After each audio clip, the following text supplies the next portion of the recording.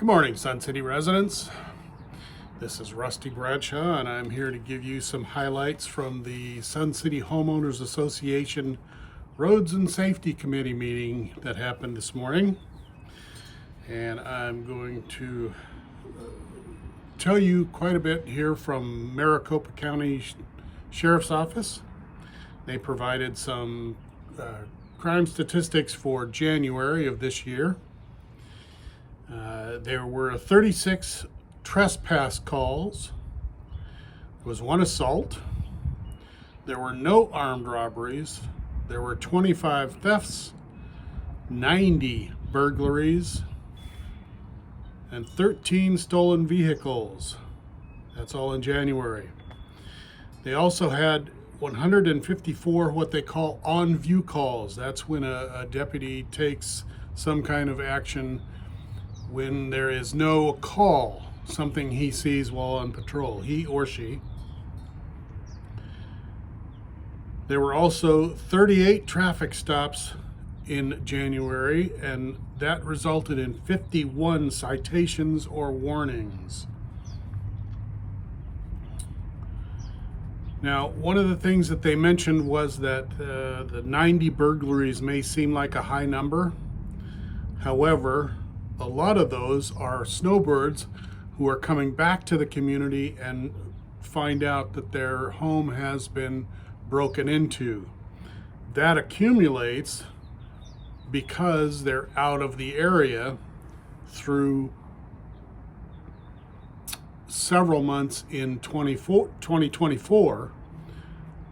When they come back in January, they discover something has happened at their house. And in response to a resident's question about a lot of helicopter and police activity in the area of 99th and Olive Avenues yesterday, February 18th, MCSO reported that it basically was a lot of nothing.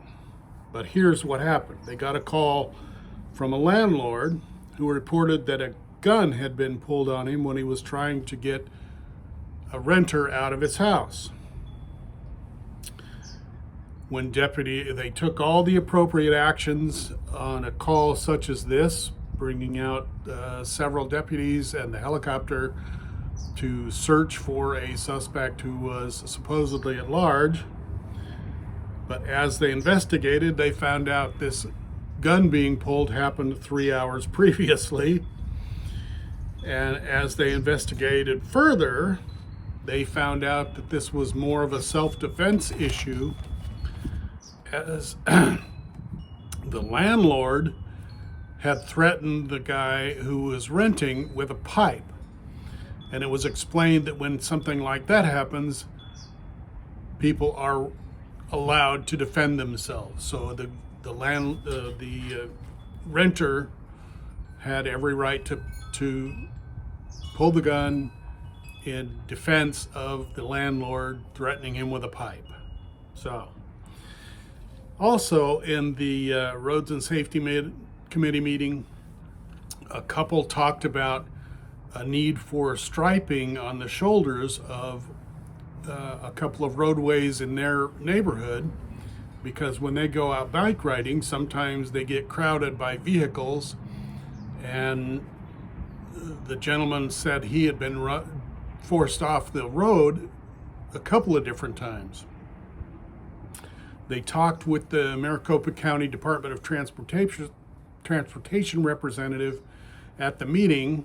I'm not privy to what their discussion was, but I can tell you this.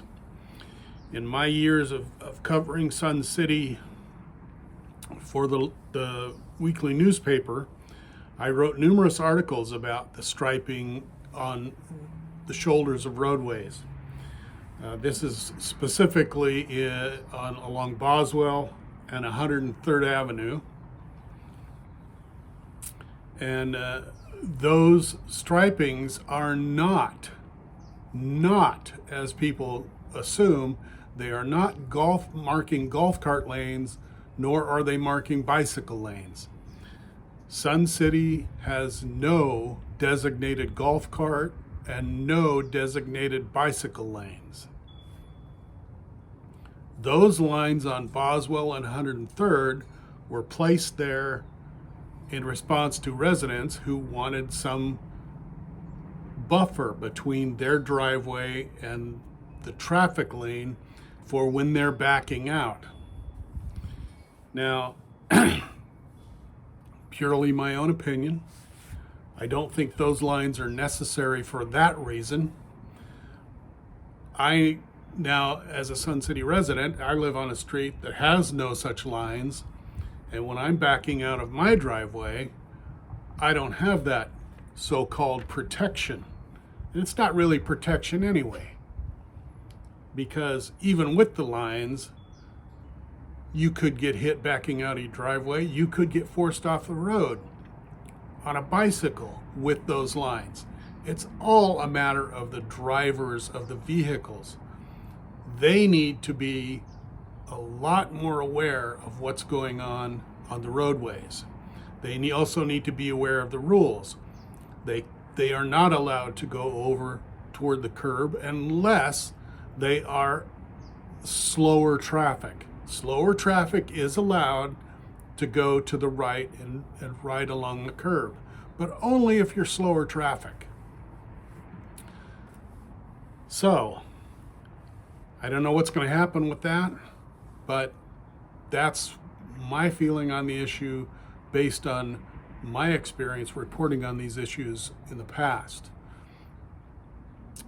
That's it from the Roads and Safety Committee, and I thank you for watching.